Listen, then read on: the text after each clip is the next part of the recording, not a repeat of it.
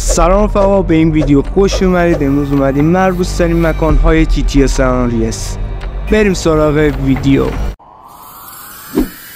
Welcome to San Andreas, I'm CJ from Grove Street. Land of the heinous, gangbangers in cold heat. In Los Santos, neighbors get no sleep. Beefing with anybody, competing, even police. Fold deep in the green rag.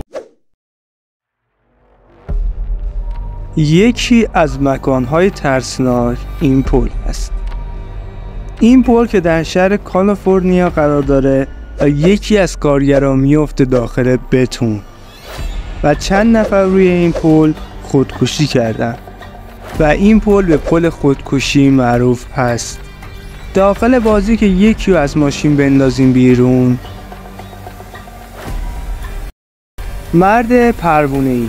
اگه به این مکان بیایید 2 تا مرد با بال میبینید و اگه بال مجسمه رو نگاه کنید 2 تا پایه برق رو میبینید که کج است. شایعاتی است که مرد پروانه‌ای از این مکان پرواز میکنه و خیلی از گیمرها این مرد رو دیدن.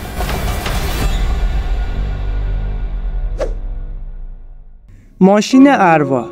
توی این مکان یک ماشین میبینید که بدون راننده هست که هیچ وقت تعمیر نمیشه.